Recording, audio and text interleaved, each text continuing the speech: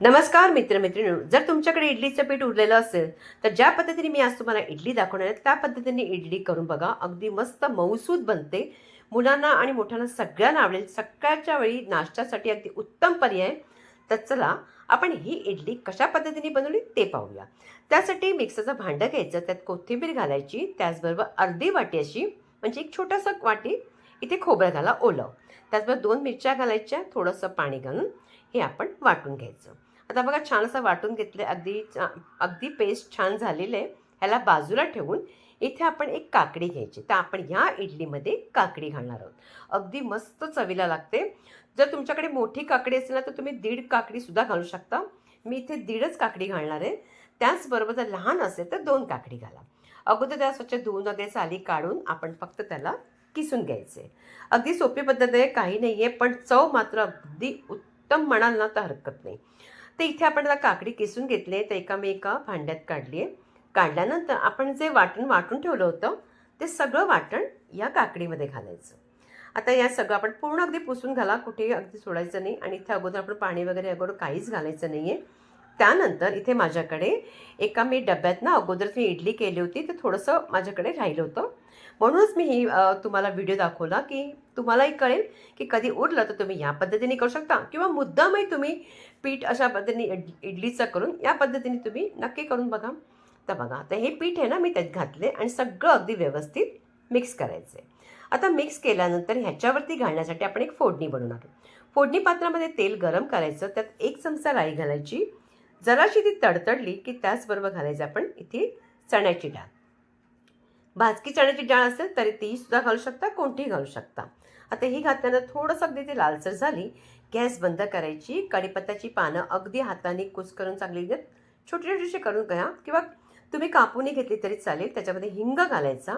फोडणी रेडी झाली, फोडणी काढायची, त्या पिठामध्ये घालायची. आता घातल्यानंतर इथे आपण मीठ घातलेलं नाही आहे, तर चवीपुरतं आपण इथे मीठ घालायचं. आता मीठ घातल्यानंतर आपण हे सगळं मिश्रण अगदी व्यवस्थित मिक्स करून घ्यायचं. इथे आपण काही इनो सोडाचा वापर करत नाही, कारण आपण इडलीचं जसं आपण बनवतो पीठ तेच बनवलेलं आहे, म्हणजे इथे आपल्याला काही गरजच नाही आहे. आता चांगलं व्यवस्थित मिक्स करून घेऊया. इथे मिक्स केल्यानंतर आपण काय करणार आहोत, झटपट आता पटकन आपण इडली बनवायला सुरुवात करायची. त्यासाठी काय करायचं, इडलीचा जो साचा असतो तो मी इथे सगळं तेल लावून घेतलं. त्यांना इथे 2 साचे आहेत, तर त्याला तेल लावून घ्यायचं आणि अगोदरच स्टीमरमध्ये पाणी उकळायला ठेवायचं. स्टीमरमध्ये अगदी 2 ग्लास पाणी ठेवून तुम्ही उकळा ठेवा. आणि कधी तुम्ही स्टीमरमध्ये पाणी उकळताना प्रत्येक वेळा तुम्ही लिंबाची साल नक्की घाला, त्यामुळे आपली जी कुठली इडलीची भांडी असतात ना ती खराब होत नाही. तर बघा मी प्रत्येक वेळा घालते, म्हणून ते माझं स्टीलचं आणि किंवा ॲल्युमिनियमचं पण असेल ना तरी चालेल, पण लिंबाचं मात्र तुम्ही साल नक्की घाला. अशा पद्धतीने आपण साचा हा ठेवायचा. आणि त्याचबरोबर दुसरा साचा कधी कसा ठेवायचा, जिथे भोक आहे तिथे इडलीचं मिश्रण आलं पाहिजे, अशा पद्धतीने ठेवायचं. आता इथे आपल्याला फक्त 12 मिनिटासाठी वेळ द्यायचा आहे. तोपर्यंत आपण त्याच्याबरोबर खाण्यासाठी चटणी बनवूया. इथे एक छोटीशी वाटी खोबरं घेतली आहे, त्याचबरोबर जिरं, हिरवी मिरची घालायची आहे, त्याचबरोबर साखर घालायची आहे. आणि नंतर इथे घालायचं आपण ते तुम्ही हवं असल्यास भाजकी शेंगदाण्याची डाळ तुम्ही अगोदरच भाजून ठेवायची, किंवा शेंगदाणे केलं तर चण्याची डाळ. इथे मी चिंच, आलं, कोथिंबीर आणि ही भाजकी चण्याची डाळ घातली. त्याचबरोबर चवीपुरतं मीठ घातलं आहे आणि बर्फाचे तुकडे, म्हणजे बर्फाचे तुकडे घातल्यामुळे काय होतं, अगदी रंग चटणीला सुरेख येतो. बघा अगदी मस्त रंग आलेले आणि त्याच्यामध्ये आपण कोथिंबीर घातल्यामुळे ती आणखी हिरवीगार झालेली आहे. आता ह्याला आपण बाजूला ठेवूया.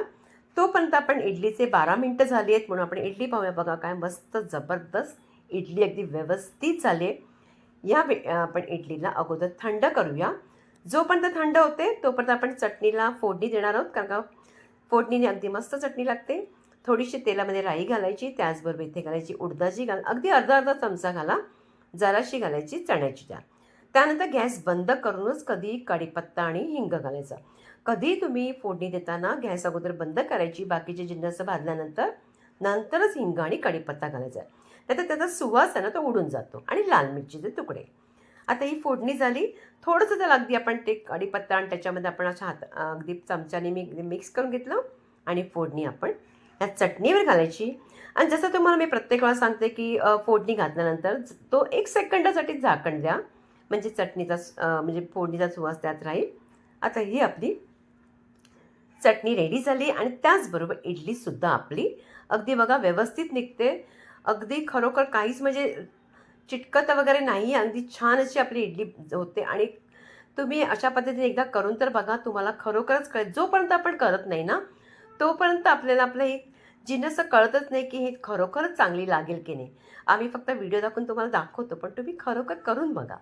आता हे इडल्या मी सगळ्या करून घेतलेल्या आहेत आणि आता पटकन ताटामध्ये त्याला चटणीबरोबर आपण सर्व्ह करूया. आता तुम्हाला ही तोडूनही दाखवते की किती मऊसूत झाली होती.